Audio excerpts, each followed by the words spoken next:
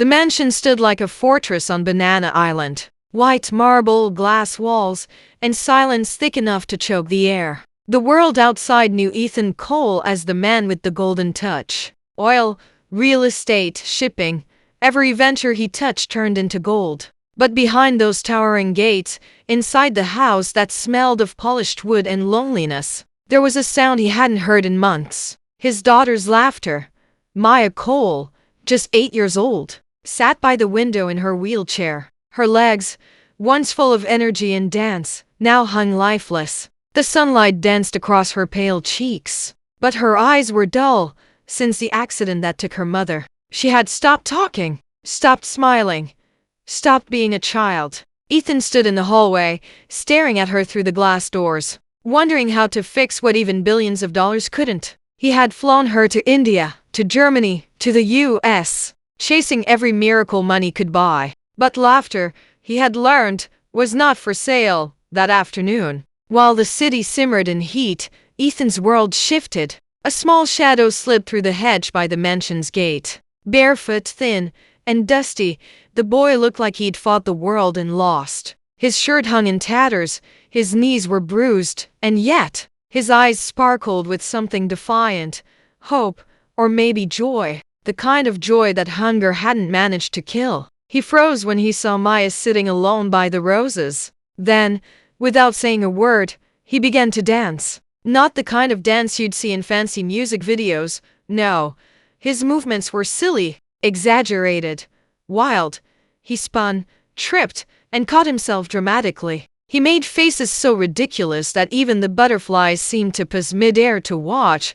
For a second, Maya just blinked, unsure whether to be afraid or amused. Then, it happened. A small sound escaped her lips, a giggle. The boy noticed and twisted his arms like a clown. Maya giggled louder. He spun in circles until he fell onto the grass, pretending to faint. That did it. Her laughter erupted like sunlight breaking through clouds. From the balcony, Ethan heard it. That sound, that pure, unrestrained laughter that had vanished months ago. His chest tightened. He rushed outside, then froze. A barefoot boy was dancing on his lawn. His daughter was laughing uncontrollably. And for the first time in so long, the house didn't feel like a tomb. His instinct screamed, "How did this boy get in? Who is he?" But another voice whispered, "Don't move. Don't stop him." Ethan hid behind a marble pillar, torn between rage and awe. In that moment, he realized something that money had blinded him from. Joy had just walked into his life, uninvited, barefoot, and full of light. And he couldn't look away. If you were in Ethan's shoes, seeing your silent child laugh for the first time in months because of a stranger, what would you do? Let the boy stay, or send him away? Share your thoughts in the comments before you find out what Ethan does next. Hey there, my wonderful family and friends. Welcome back. If you're ready to dive into today's story, make sure to hit that subscribe button and tell me in the comments where you're tuning in from. I love seeing where everyone's watching. And guess what? There's another amazing story coming your way tomorrow. One you definitely don't want to miss. Alright then, let's get started. Before that day, Ethan Cole's life was ruled by one truth. Money solves everything. He was the man investors worshipped and rivals feared. His companies stretched across continents. Oil rigs in Nigeria, estates in London, ships anchored in Dubai. The media called him the Golden Touch because everything he built turned to profit. Yet, behind those headlines, behind the photos of boardrooms and charity galas, was a father living with an emptiness that not even billions could fill. His wife, Elizabeth, had been his balance, graceful, warm, a lover of laughter and music. When she entered a room, the world seemed lighter. But 3 years ago, a rain-slick road and a runaway truck had taken her life and stolen their daughter's legs. Maya had survived, but a part of her spirit had not. Once, she ran barefoot through the garden chasing butterflies, laughing until she collapsed in her mother's arms. Now, she barely spoke.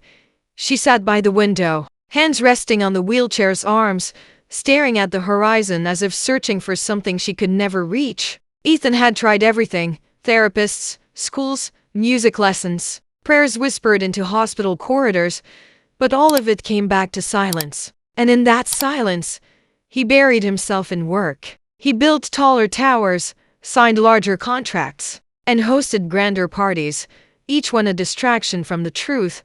He couldn't buy back his daughter's joy. The household staff learned to move quietly around her. Her nanny wheeled her into the garden for air. But even the flowers seemed muted, their colors faded by grief. The mansion had become a museum of memories. Pictures on the walls, laughter frozen in frames. That was until that barefoot boy slipped in through the hedge. Ethan didn't know yet that the boy's name was Leo. Didn't know that the child who had nothing, not food, not shelter, not parents, carried something he himself had lost long ago, the ability to smile through pain. Later that night, after Maya had gone to bed, Ethan couldn't sleep. He walked the long corridors, the sound of her laughter still echoing in his head. He stood by her door, watching her through the small crack. She was sleeping peacefully, a faint smile on her face. It hit him like a punch to the chest. He hadn't seen her smile in nearly a year downstairs. He asked the guards how the boy had gotten in. They didn't know. The security cameras hadn't caught him clearly. Just a blur of movement near the hedge. Ethan's mind battled itself. Part of him wanted to find the boy and throw him out. No stranger had the right to walk into his life like that. But another part of him, the part that remembered what his daughter's laughter sounded like, whispered, "Find him, and thank him." But pride was a heavy chain. He poured himself a glass of whiskey and stared at the city lights through his window. Billionaires weren't supposed to lose control of their worlds. Still, something inside him had shifted. For the first time in years, Ethan Cole, the man who had everything, felt hope. And miles away, under a bridge near the bus park, Leo lay on a piece of cardboard, hungry but smiling. He thought about the girl in the wheelchair who laughed at his silly dance. He didn't know her name. He didn't know her story. All he knew was this: for the first time, his dance had mattered. Do you believe joy can come from the most unexpected people, even those who have nothing? Tell us in the comments, who has surprised you with kindness when you least expected it? The next morning came quietly, the kind of dawn that painted the sky gold before the heat returned. Ethan was already in his study, pretending to read emails that no longer mattered. His mind was still replaying that sound, Maya's laughter. It had been real, alive, healing. Then, just as the clock struck noon, Maya called out for the first time in months, "Daddy." The word startled him. He hadn't heard her voice rise with such energy since before the accident. He hurried to her room, his heart racing. "She's here again," she said, her eyes bright, pointing toward the garden. "She?" Ethan frowned. Then he looked through the glass doors and froze. There he was again, the barefoot boy. Leo. He had come back. He wasn't sneaking this time. He stood by the hedge, his head slightly bowed, waiting. Maya was beaming. "Daddy, please.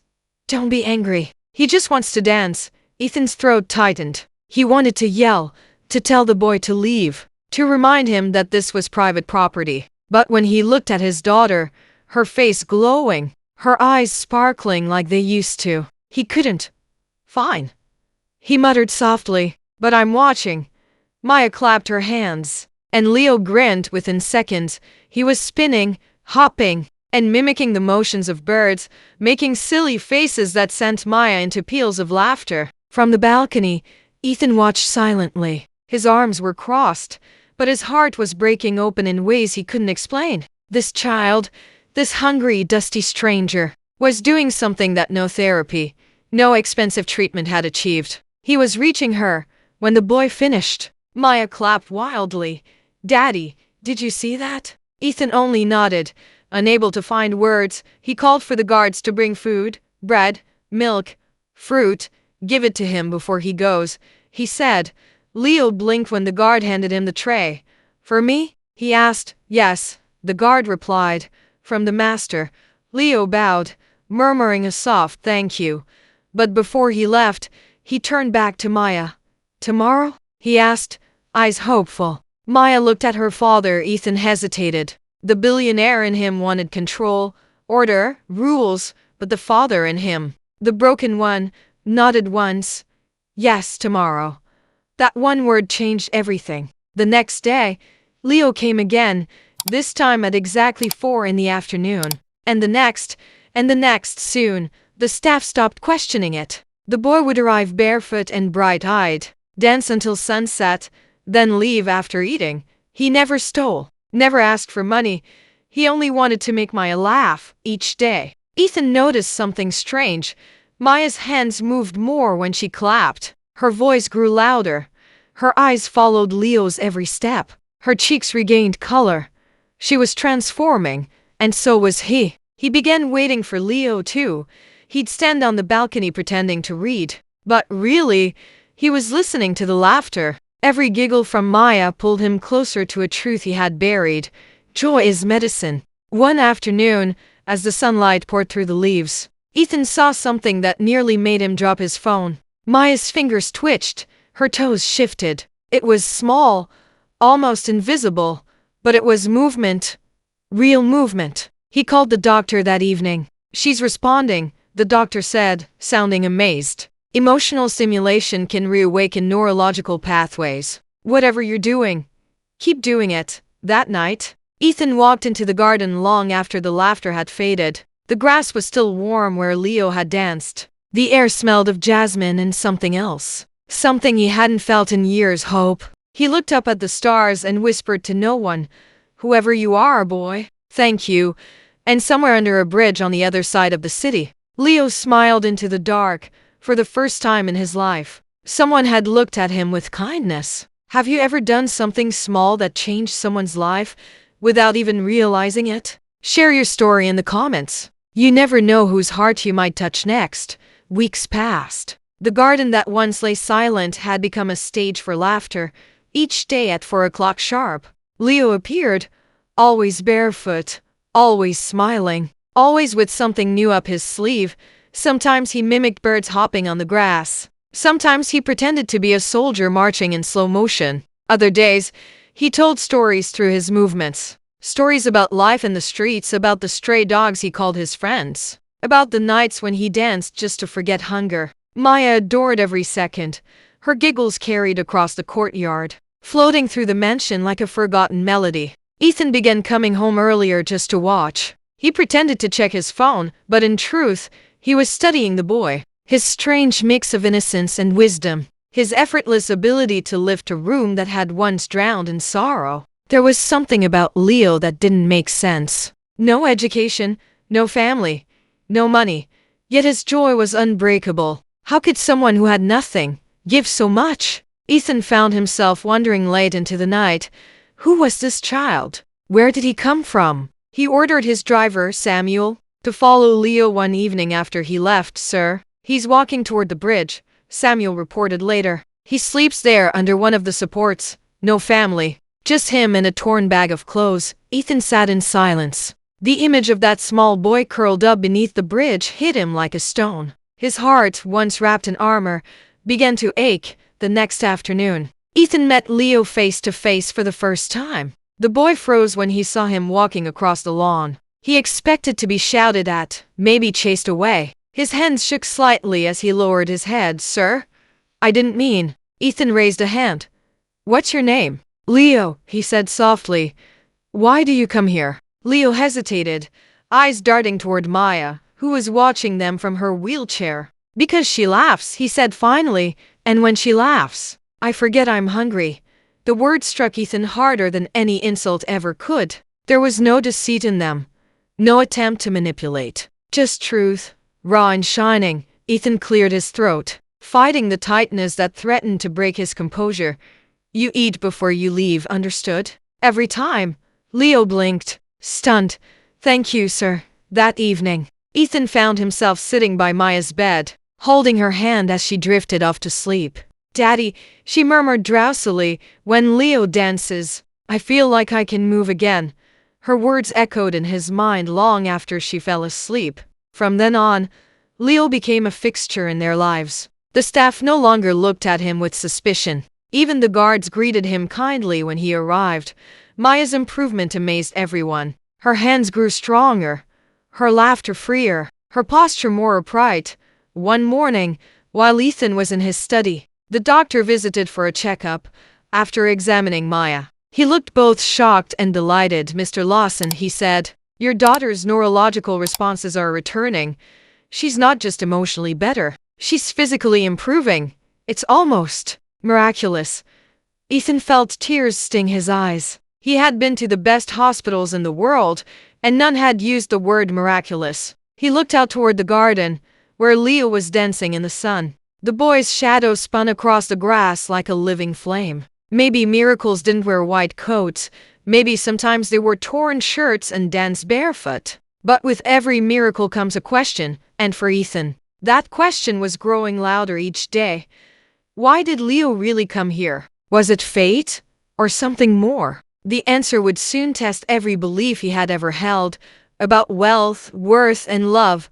Do you believe miracles come from unexpected people, or do we create them ourselves through kindness? Share your thoughts in the comments below. Your story might inspire someone today. By now, Leo wasn't just a dancing boy, he was family. Every afternoon, the garden became their world. Maya's laughter, Leo's silly routines, and Ethan's quiet gratitude filling the air like a song only they could hear.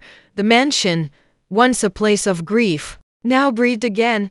But even in paradise, shadows linger. One evening, Ethan received an unexpected visitor, Mr. Victor, one of his business partners. Ethan, I heard rumors, Victor said, settling into a chair, that you've been allowing a street boy into your home. Tell me it's not true. Ethan frowned. His name is Leo. He makes my daughter laugh, Victor snorted. And when he steals from you? When he sells your kindness to the tabloids? You've gone soft. People are already talking. Ethan said nothing. But that night, the words gnawed at him. When Leo came to the garden the next day, Ethan found himself watching more closely. Not as a father this time, but as a man afraid of being made a fool. Leo noticed the change immediately. The man who once smiled at him from the balcony now stood stiff, cold still. He danced, he spun, he tripped, he made Maya laugh until her cheeks glowed. But when Ethan didn't clap, Maya frowned. Daddy, aren't you happy? Ethan forced a smile. Of course, sweetheart. Yet something had shifted. Later that evening, as Leo was leaving, the head guard stopped him at the gate. The boss wants to see your bag, he said. Leo froze. My bag? But... Open it. Inside were only scraps. A torn shirt, a half-eaten biscuit, a broken toy Maya had given him. Nothing else. Ethan appeared behind them. It's fine, he said quickly, feeling a pang of shame. Let him go. But as Leo walked away, Ethan caught a flicker of something in his eyes. Hurt, confusion, betrayal. That look haunted him all night. The next morning, Maya refused breakfast. Why didn't Leo come? She asked. Ethan sighed. Maybe he's busy. Her lip trembled. He wouldn't leave without saying goodbye. He didn't answer, but deep down, he knew she was right. That evening, guilt drove him to the streets. He told his driver to take him to the bridge near the bus park. The smell of smoke and dust filled the air as he stepped out, his polished shoes sinking into grime. Children ran barefoot between cars, begging for coins. Among them, he spotted Leo, sitting alone, his knees pulled to his chest, eyes distant. Ethan's throat tightened. He walked closer. Leo, he said softly. The boy looked up, startled. For a moment, fear flashed in his eyes, the kind that comes from years of rejection. I thought you wouldn't want to see me again, Leo murmured. Ethan knelt down beside him, unbothered by the dirt. I'm sorry, he said quietly. I was wrong.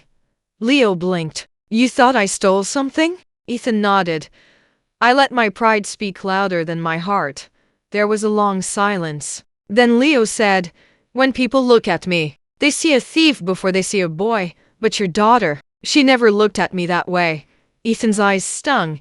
She's the best part of me, he said. And she saw the best in you. Leo hesitated, then reached into his pocket. Sir, I was going to give her this. He opened his hand to reveal a small paper butterfly, folded carefully from a crumpled piece of newspaper. For her window, he said, so she can see it fly when I'm gone. Ethan swallowed hard. That simple gift broke him in ways all his fortune never could. He took the paper butterfly gently, tears threatening to fall. "Come home, Leo," he said finally. "Please." When they returned, Maya screamed with joy. "You came back!" Leo grinned. "I told you I'd dance again." That evening, as the three of them sat watching the sunset from the balcony, Ethan spoke softly. "Leo, I owe you more than I can ever repay." Leo tilted his head. "Then promise me something." "Anything," Ethan said. "Never stop laughing with her," Leo whispered. "Even if I'm not here." Ethan frowned. "What do you mean, not here?" Leo looked away. "Sometimes the streets take people. Sometimes you don't get to choose where you end up." It was then Ethan realized. Behind Leo's smile was a boy who lived every day as if it might be his last. And that truth shattered him. If you had the power to save someone from the life they never chose, would you? Tell us below. Sometimes the smallest kindness can rewrite a person's story.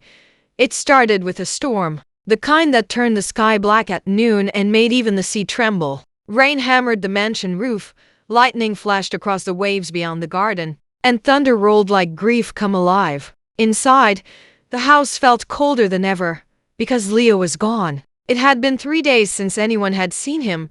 He hadn't come to dance, hadn't returned for food, hadn't sent word. Maya sat by the window every evening, her eyes fixed on the gate, her little hands gripping the armrests of her wheelchair until her knuckles went white. "He'll come, Daddy," she said each night. He promised, but Ethan wasn't so sure anymore. He had searched, sent guards into the streets, driven himself to the bridge and asked everyone there. But the streets had swallowed the boy whole. No one had seen him.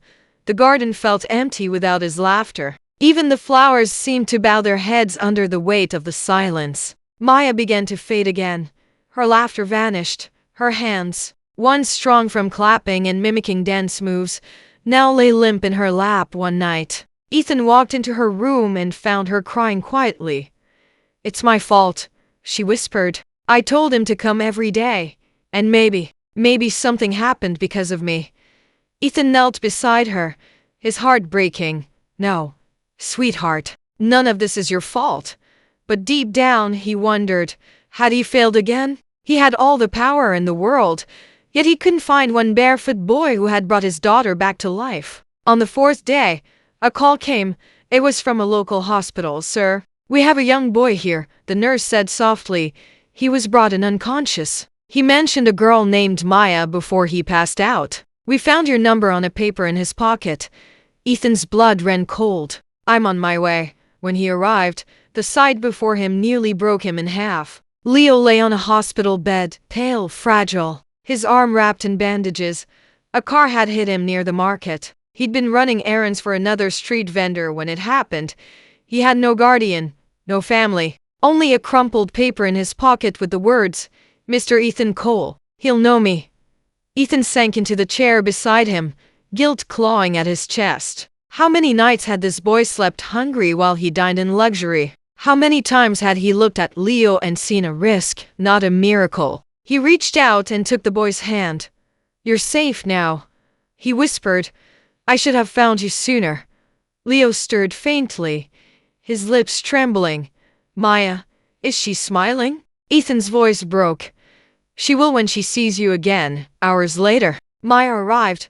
The doctors rolled her into the room, and the moment she saw Leo, tears streamed down her face. "Why did you leave?" she whispered. Leo smiled weakly.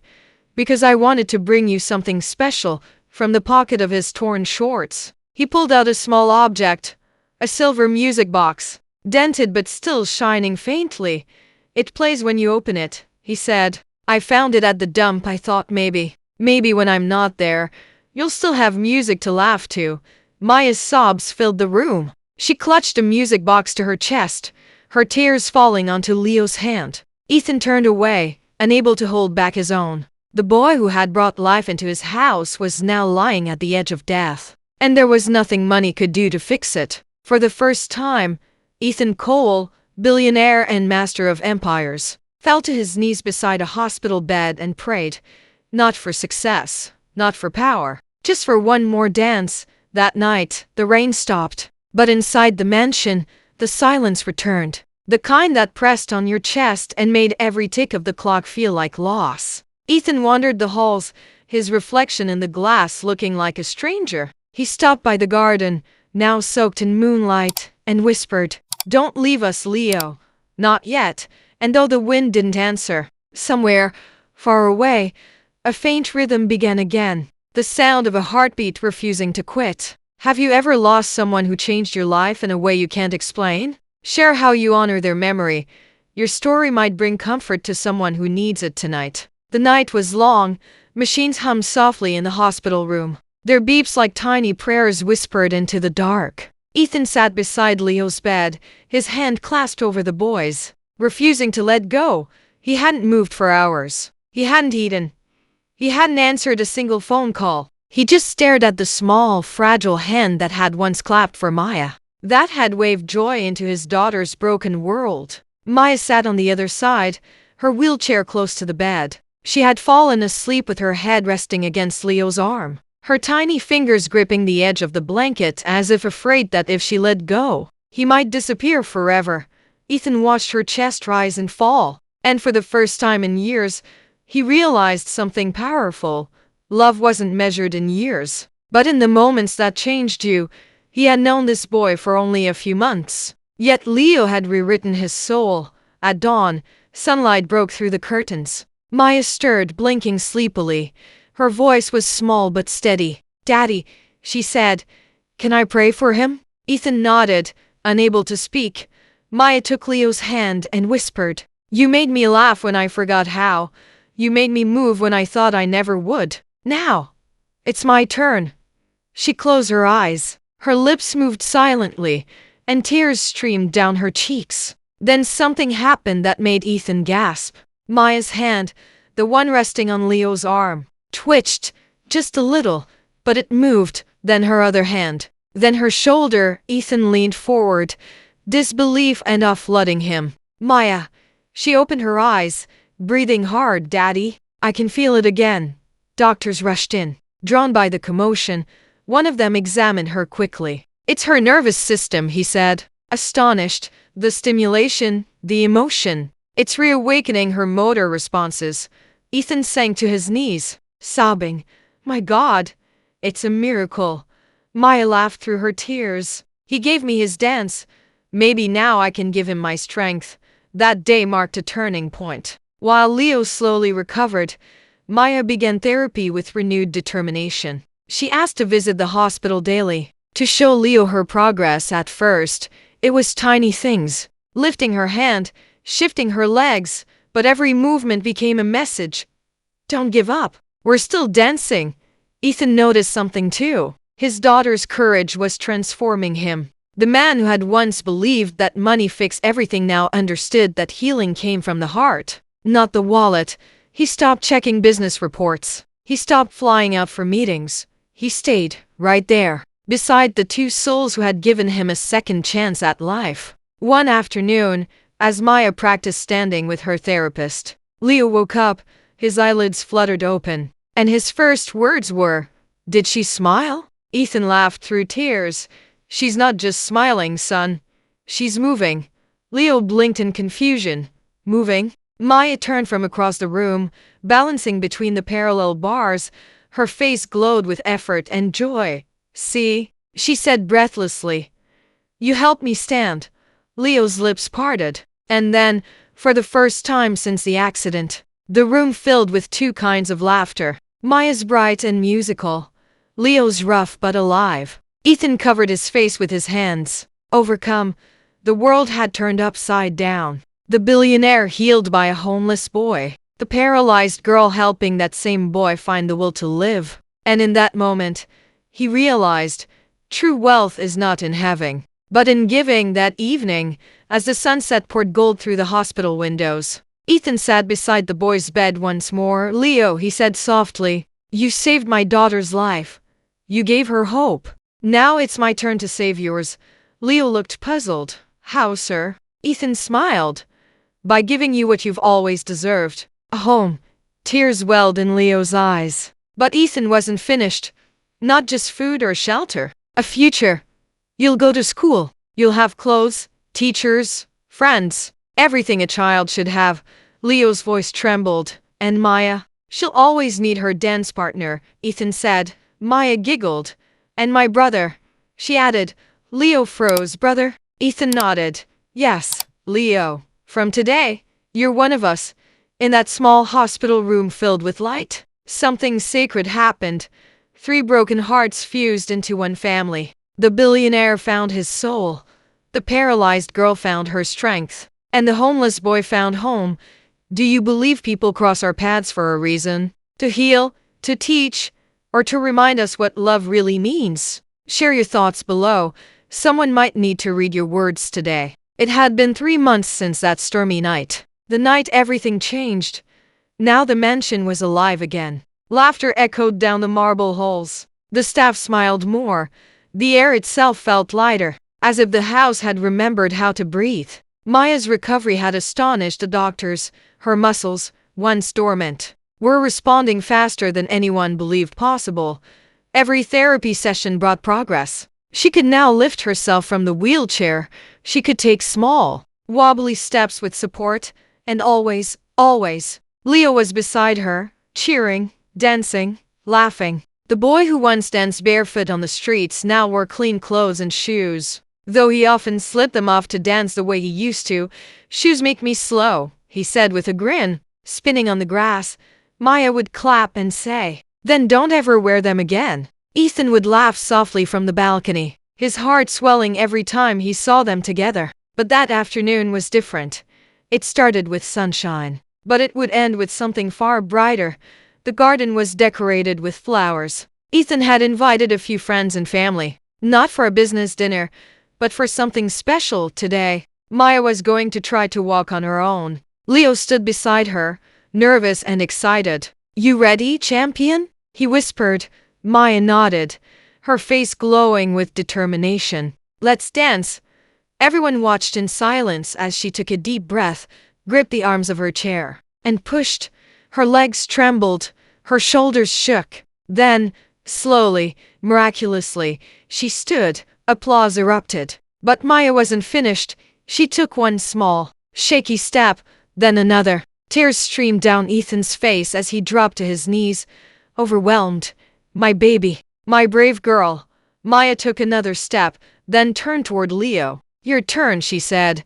Leo laughed, pretending to stretch like a performer before a big act. Then he spun once, twice, 3 times, and caught her hands in his, together. They moved in a rhythm that no music could match. It wasn't a perfect dance.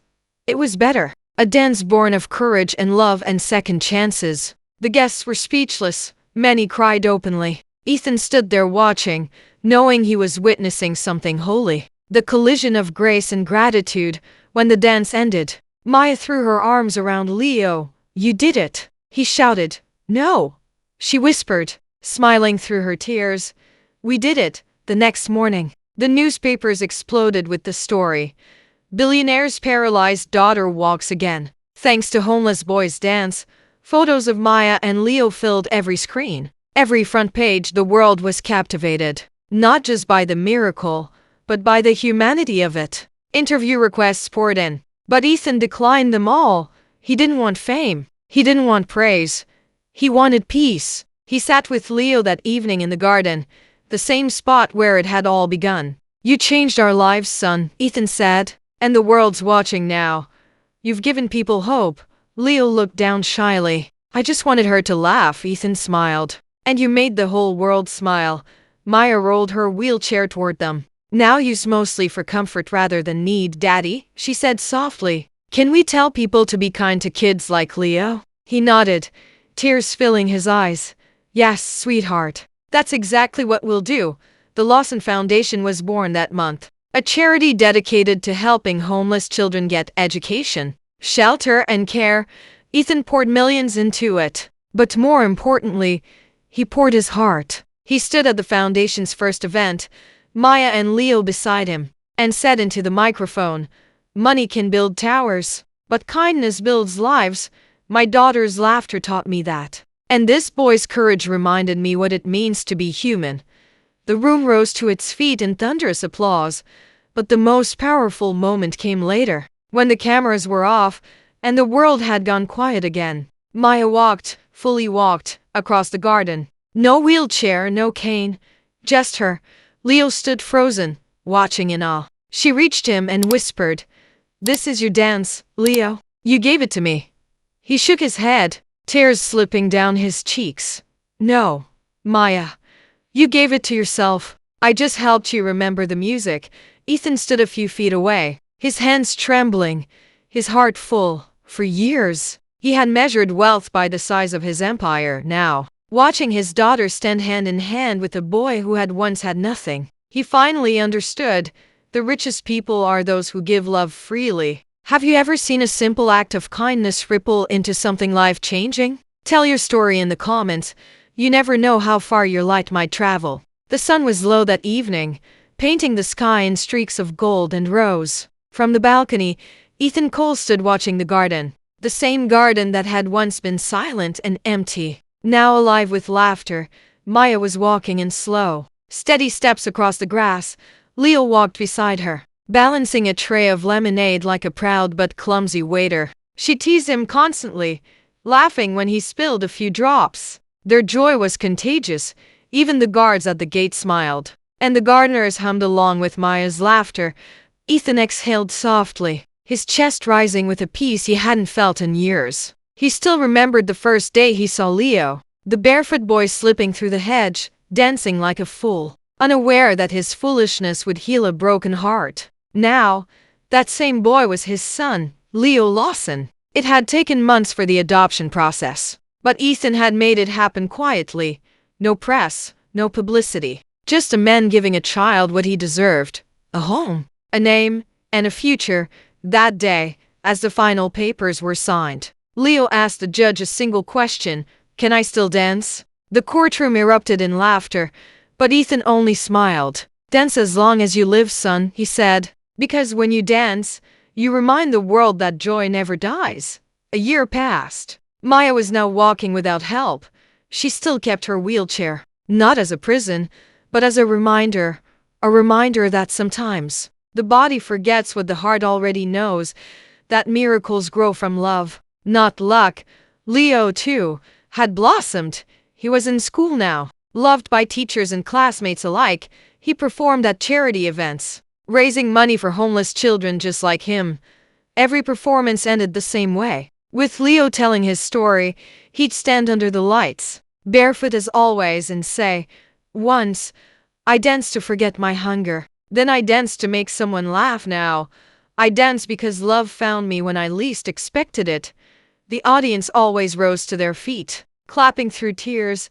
Ethan often sat at the back of those performances, his eyes glistening. He didn't care about business meetings anymore. He didn't care about his stock prices or his reputation. He cared about this: two children laughing together on a stage built by kindness. And every time he saw them, he whispered the same prayer under his breath: "Thank you, God, for sending a barefoot angel to my garden." One evening, Maya and Leo sat by the seawall, watching the sunset. "Do you ever miss the streets?" Maya asked softly. Leo smiled. "Sometimes, but I don't miss being invisible." She nodded, her hair catching the golden light. "You're not invisible anymore. You're my hero." He laughed. "Heroes don't wear torn shirts." She nudged him playfully. This one did. They sat there in comfortable silence, the waves whispering against the rocks. Maya turned to him and said, "Do you know what's funny?" "What?" "The doctors healed my legs, but you healed my heart." Leo smiled, eyes glistening. "And you healed mine, back at the mansion." Ethan stood by the window, watching them from afar. The scene before him was worth more than every dollar he'd ever made. He whispered to himself, "I thought I was the richest man alive, but I wasn't. Not until I met them." As the sky deepened into night, the garden lights flickered on. Leo began to dance again, barefoot, free, full of joy, while Maya clapped and spun beside him. And for anyone who passed by the Lawson mansion that night, the sound of their laughter carried into the stars, proof that kindness, once planted, never dies. Thank you for watching all the way through. If this story moved you, the next one will surprise you in ways you won't expect. Go ahead and click the video on your screen. Your next story awaits.